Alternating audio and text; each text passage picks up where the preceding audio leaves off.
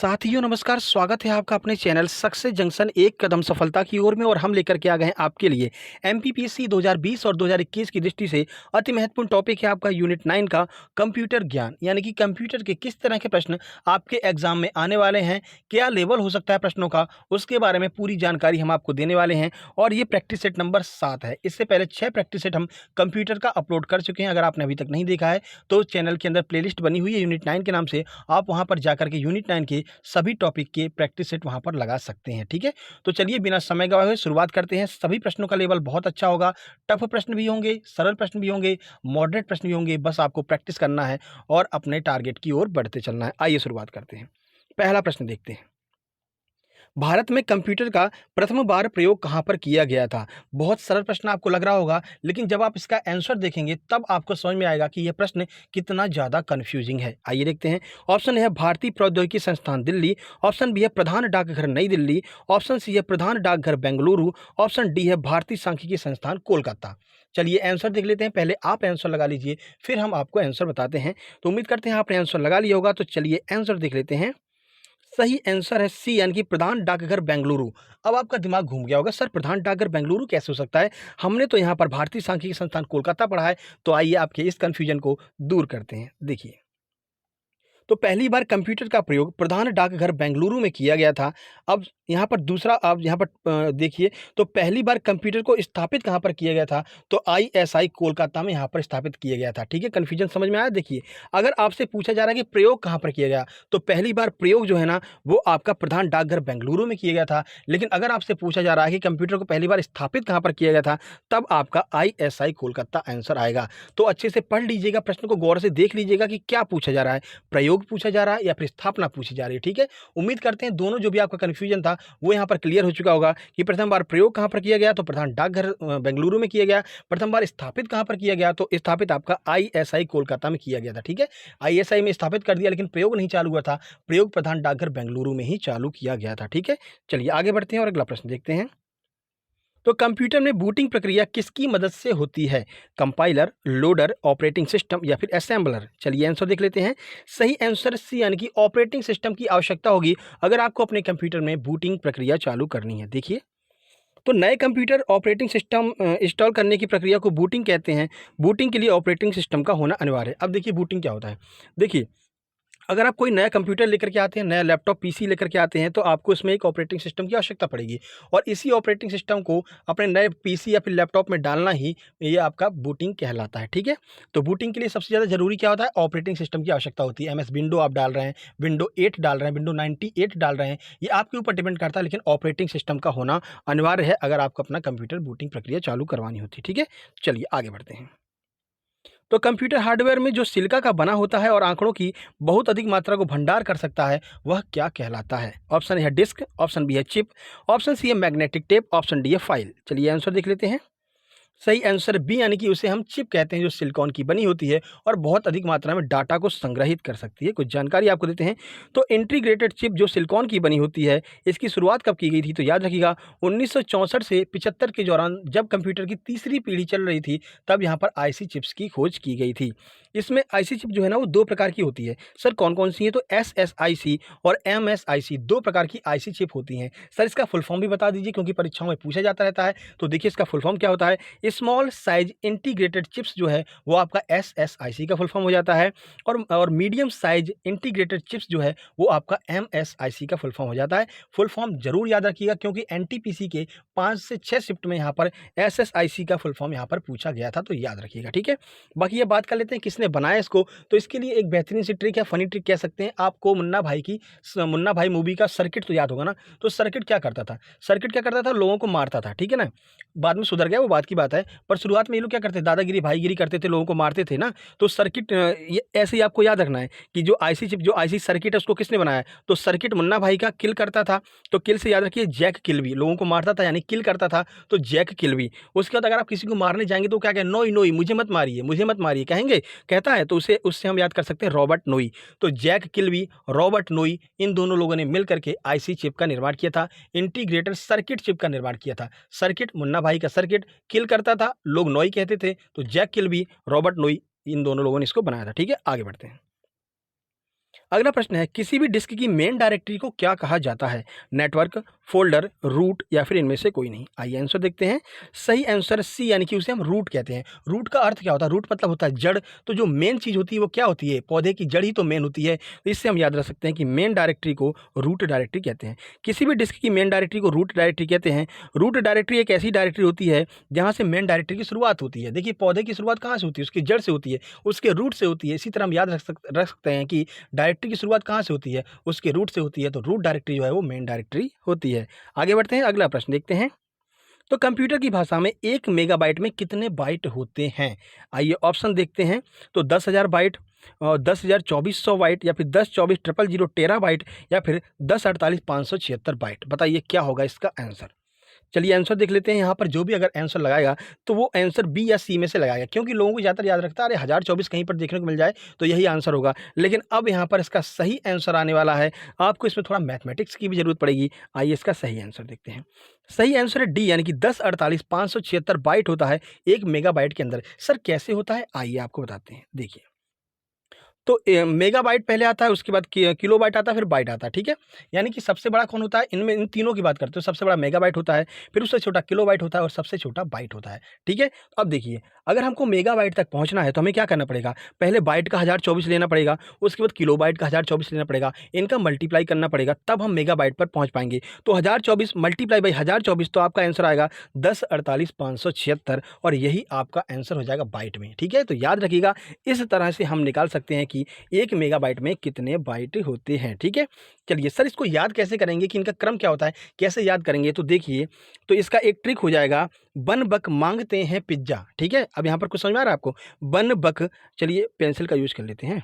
देखिए, तो बन बक माँगते हैं पिज़्ज़ा, ऐसे आप याद कर सकते हैं। सर कैसे? तो देखिए, पहले बी से हो गया बिट, दूसरे उसके बाद में आता है एन, एन का मतलब हो गया निबल, उसके बाद में आता है कैपिटल बी का मतलब हो गया बाइट, उसके बाद आता है के से हो गया किलोबाइट, उसके बाद में आता है एम, एम का मतलब हो गया मेगाबाइट, उसके बाद में आ रहा है जी, जी का मतलब हो गया गीगाबाइट, उसके बाद में आ रहा है टी, टी का मतलब हो गया टेराबाइट, उसके बाद में आ रहा है पी, पी का मतलब हो गया पेटाबाइट, उसके बाद में आ रहा है ई, ई का मतलब हो गया हेक्साबाइट, उसके बाद में जेड आ रहा है तो जेड का मतलब हो गया जोटाबाइट, और उसके बाद में वाई आ रहा है, वाई का मतलब हो गया योटाबाइट। तो ऐसे आप याद कर सकते हैं। उम्मीद करते हैं आपको ये ट्रिक पसंद आई होगी, और अगर ये ट्रिक पसंद आई हो, हमारे समझाने का तरीका, प्रश्नों का लेवल पसंद आ रहा हो, तो भाई को वीडियो को लाइक कर दीजिए। 1 सेकंड का 100वां हिस्सा लगेगा, है ना, उस बटन को प्रेस करने में, जो लाइक का बटन आपको दिख रहा है, तो अभी प्रेस कर दीजिए अगर आपको ये ट्रिक पसंद आई हो तो, ठीक है? तो चलिए आगे बढ़ते हैं। एक बार पॉज़ करके वीडियो आप दोबारा पढ़ लीजिएगा कि ये क्रम क्या होता है। तो क्रम, क्योंकि कई कई बार क्रम ही पूछ लेते हैं आपसे, ठीक है ना? असेंडिंग क्रम में बताइए, डिसेंडिंग क्रम में बताइए। तो आपको अगर ये ट्रिक याद होगी, बन बक माँगते हैं पिज़्ज़ा, तो आप आसानी से बता सकते हैं। चलिए आगे बढ़ते हैं। तो देखिए, एक स्थायी मेमोरी जो कंप्यूटर को स्टार्ट करने के लिए डाटा और निर्देश को कॉल करता है और पावर ऑफ होने के बाद डाटा को मिटने नहीं देता है, वो इनमें से कौन सी ऐसी मेमोरी होती है? ऑप्शन ए है नेटवर्क इंटरफेस, ऑप्शन बी है सीपीयू, ऑप्शन सी है रैम, ऑप्शन नंबर डी है रोम। तो बताइए सही आंसर क्या होगा जो डाटा को मिटने नहीं देता है भले ही लाइट चली जाए? चलिए आंसर देख लेते हैं। सही आंसर है डी, यानी कि उसे हम रोम कहते हैं। रोम एक ऐसी मेमोरी होती है, भले ही लाइट चली जाए लेकिन वो आपके डेटा को मिटने नहीं देगी। चलिए कुछ जानकारी आपको देते हैं। देखिए, तो ऐसी मेमोरी जो कंप्यूटर को स्टार्ट करने के लिए डाटा और निर्देश को कॉल करती है, पावर ऑफ करने के बाद डाटा को मिटने नहीं देती है, रोम कहलाती है। और प्रश्न आपका यहीं से बन रहा है, जिसे कमेंट बॉक्स में आपको कमेंट करना है कि ROM यानी कि रोम का फुल फॉर्म क्या होता है। कमेंट बॉक्स में कमेंट जरूर कीजिएगा, जिससे कल वाली वीडियो में प्रैक्टिस सेट में आपका नाम आ सके। चलिए, यह एक नॉन वॉलेटाइल और परमानेंट मेमोरी होती है। ये भी आपको याद रखना है कि जो रोम होती है वो एक नॉन वॉलेटाइल और परमानेंट मेमोरी होती है। चलिए आगे बढ़ते हैं, अगला प्रश्न देखते हैं। देखिए, ये प्रश्न जो है परीक्षाओं में पूछे गए हैं, ठीक है ना? तो आप याद रखिएगा, कोई भी आपका एग्जाम आ रहा हो जहाँ पर कंप्यूटर के प्रश्न पूछे जाते हैं, चाहे वो सीपीसीटी ही क्यों ना हो, वो उन सभी परीक्षाओं के लिए भी ये प्रश्न आपके लिए महत्वपूर्ण साबित होने वाले हैं। और लगातार हम आपके लिए प्रैक्टिस सेट लेकर के आएंगे, क्योंकि आपके पास में समय कम है। और जितना ज़्यादा आप कंप्यूटर का प्रैक्टिस कर लेते हैं, जितना यूनिट 9 का प्रैक्टिस कर लेते हैं, आयोग का जितना ज़्यादा प्रैक्टिस कर लेते हैं, उतना ज़्यादा आपको फ़ायदा होने वाला है। इसके लिए ज़रूरी है कि आप चैनल को सब्सक्राइब कर लें और नोटिफिकेशन बेल ज़रूर प्रेस कर लें, जिससे कि समय-समय पर आपके पास में नोटिफिकेशन आता रहे। देखिए, यूएसबी स्टोरेज डिवाइस कैसी डिवाइस होती है, यह आपसे पूछा जा रहा है।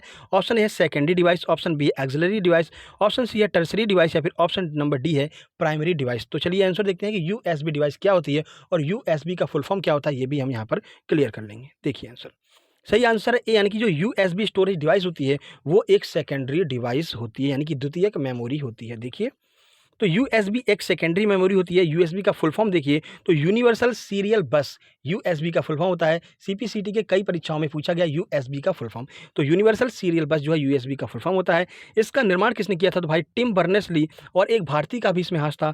तो अजय भट्ट और टिम बर्नर्स-ली दोनों लोगों ने मिल करके यूएसबी स्टोरेज डिवाइस को यहाँ पर निर्माण किया था। ठीक है, चलिए आगे बढ़ते हैं और अगला प्रश्न देखते हैं।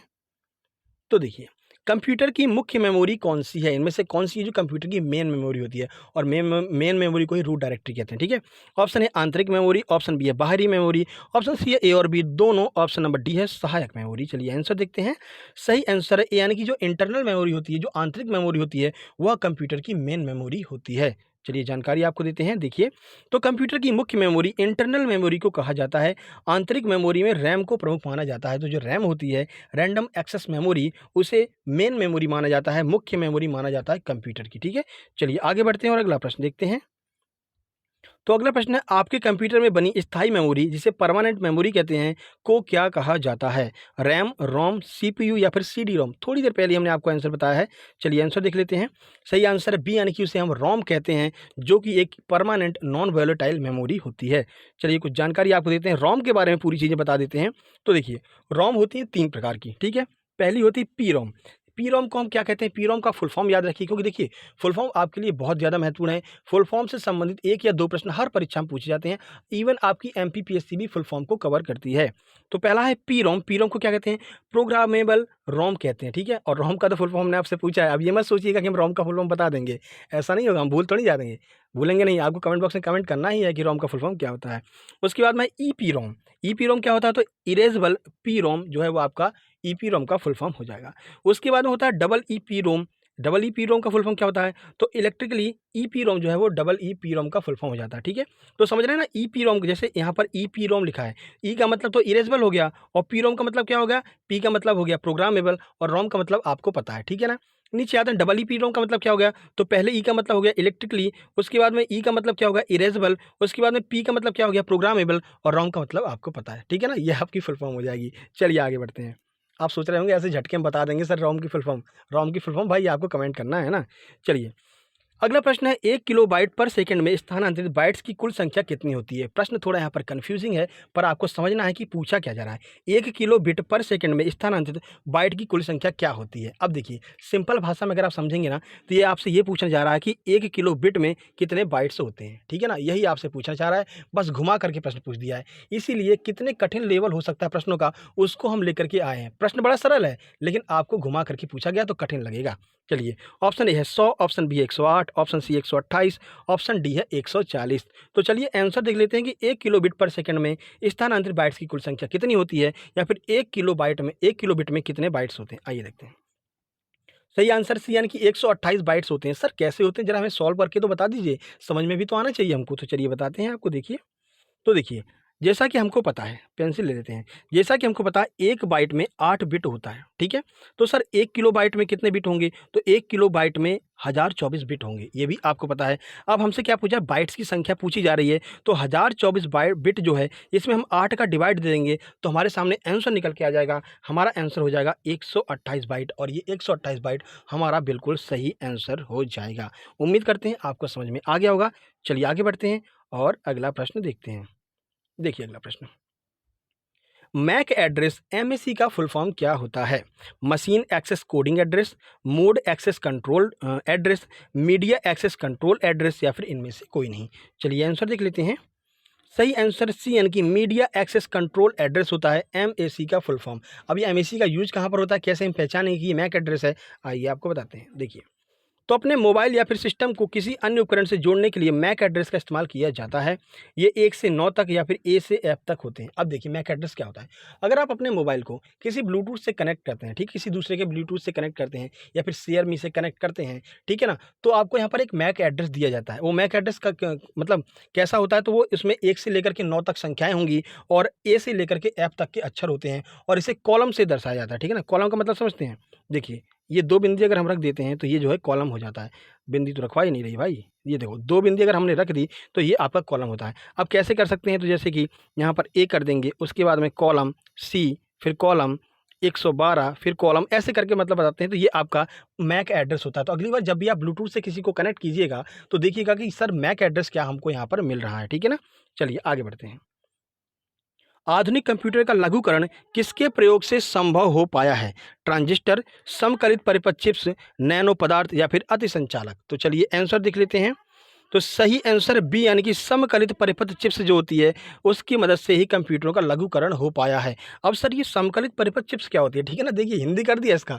अब ये हिंदी नहीं पूरे परीक्षार्थियों को यहाँ पर घुमा दिया था। जब ये प्रश्न सीपीसीटी में एक बार पूछा गया था, एज इट इज प्रश्न आपके एनटीपीसी में भी पूछा गया, तो ये सर लोग कन्फ्यूज हो गए, सर ये समकलित परिपथ चिप्स क्या होता है। तो इसका सीधा सीधा तरीका है कि अगर आप पेपर देखेंगे तो पेपर जो है वो बाइलिंगुअल होता है, यानी कि हिंदी में भी होता है इंग्लिश में होता है। तो जहाँ पर आपको हिंदी के शब्द नहीं समझ में आ रहे हैं, सामने आपको उसकी इंग्लिश दी रहती है, तो इंग्लिश को जब आप देखेंगे तो आप यहाँ पर क्लियर कर जाएंगे कि समकलित परिपथ चिप्स का मतलब क्या होता है। इंटीग्रेटेड सर्किट चिप्स, जिसके बारे में अभी हम आपको पता करके आए हैं, ठीक है। तीसरी पीढ़ी में सर्किट मुन्ना भाई किसने बनाया था, किल्बी ने, ठीक है, नोई ने, इन दोनों मिलकर बनाया था, वही है भाई आईसी चिप्स, ठीक है ना।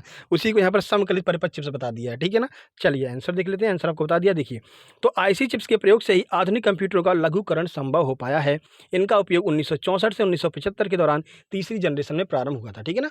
तो पहले ट्रांजिस्टर का यूज़ किया जाता था, उसके बाद में आपकी आईसी चिप्स आने चालू हुई। तो जैसे जैसे आईसी चिप बननी चालू हो गई वैसे वैसे चीज़ें और छोटी होती चली गई। आईसी चिप दो प्रकार की होती हैं, बता चुके हैं हम आपको, एसएसआईसी और एमएसआईसी, दोनों आईसी चिप के प्रकार होते हैं। अब जितनी अच्छी आईसी चिप होगी उतना छोटा आपका आकार होता चला जाएगा, किसका, कंप्यूटर का।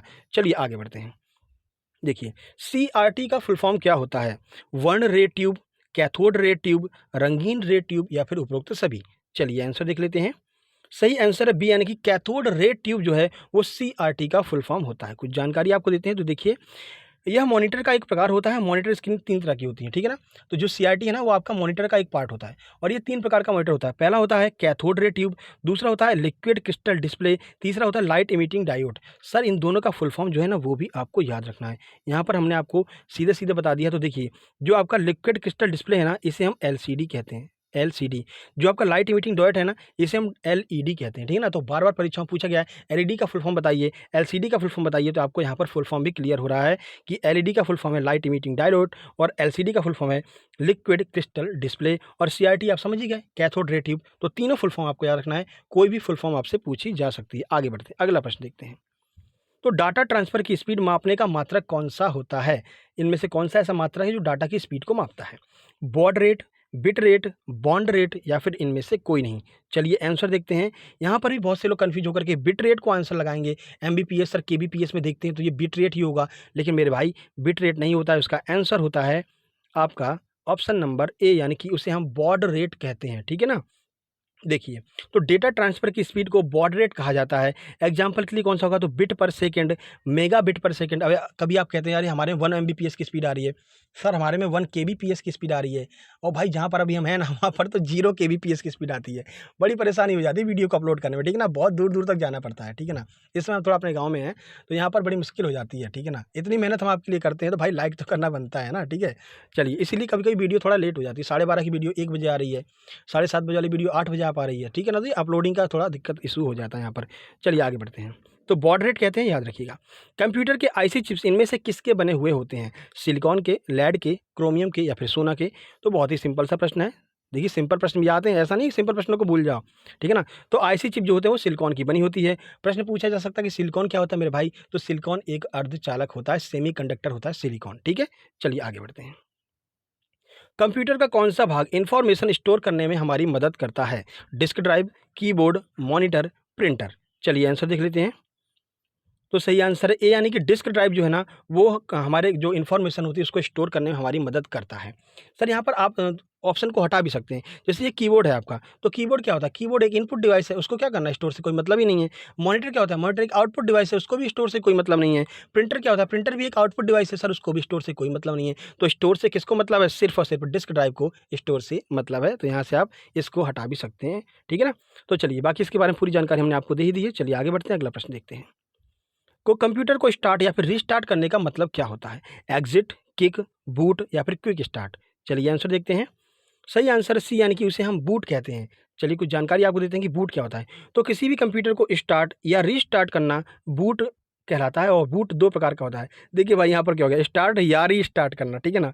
तो या और री दोनों मिलकर के यारी बन गई, दोस्ती यारी भी हो गई है भाई यहाँ पर, ठीक है ना। तो याद रखिएगा, तो कंप्यूटर को स्टार्ट करना या फिर रीस्टार्ट करना बूट कहलाता है। सर बूट 2 प्रकार का होता है, कौन-कौन से? पहला होता है cold boot. Sir cold boot क्या होता है? तो जब कंप्यूटर बंद हो और काफ़ी समय बाद उसे चालू किया जाए तो कोल्ड बूट कहलाता है।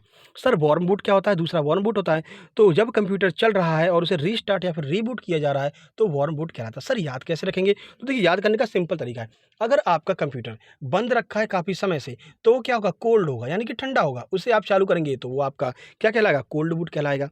वार्म बूट, आपका कंप्यूटर चल रहा है, ठीक है, आप काम कर रहे हैं, आपको लगता है हमारा कंप्यूटर हैंग करने लगा है, तो आप क्या करेंगे, उसे रीबूट करेंगे, यानी कि आप उसे रीस्टार्ट करेंगे। तो जब आप चलते हुए कंप्यूटर को रीस्टार्ट करते हैं तो वो आपका वार्म बूट कहलाता है, ठीक है ना। उम्मीद करते हैं आपको समझ में आ गया होगा। आगे बढ़ते हैं। देखिए, पर्सनल कंप्यूटर आपस में किसकी मदद से कनेक्ट किए जाते हैं? ऑप्शन ए है सर्वर, ऑप्शन बी है सुपर कंप्यूटर से, ऑप्शन सी नेटवर्क से, ऑप्शन डी है नोड से।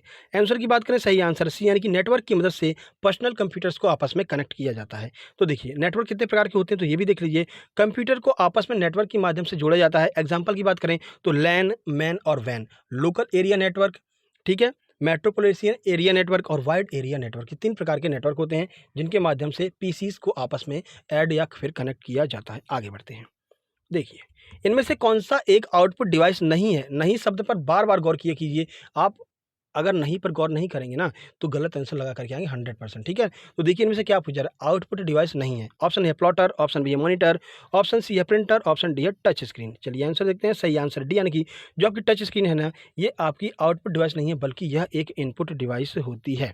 देखिए, टच स्क्रीन क्या है? जैसा कि अभी हम यहाँ पर आपको बार-बार जो स्क्रीन चेंज हो रही है, तो हम जब स्क्रीन को टच कर रहे हैं, कोई इनपुट ही तो दे रहे हैं हम अपने कंप्यूटर को, तो इनपुट दे रहे हैं, तो स्क्रीन चेंज हो रही है। तो इस तरह से टच स्क्रीन जो है, वो एक तरह की इनपुट डिवाइस होती है। अगर हम मान लीजिए अपना नाम यहाँ पर लिखते हैं, जैसे कि मैंने अपना नाम यहाँ पर लिखा ATUL, हमने अपना अतुल नाम लिखा, तो हम कैसे लिख पाए? क्योंकि हमने यहाँ पर इनपुट दिया, हमारी जो स्क्रीन है वो टच है, तो टच स्क्रीन की मदद से हम यहाँ पर अपना नाम लिख पाए, अतुल शुक्ला, हम अपना यहाँ पर नाम लिख पाए। तो टच स्क्रीन जो है वो एक तरह की इनपुट डिवाइस होती है। चलिए आगे बढ़ते हैं।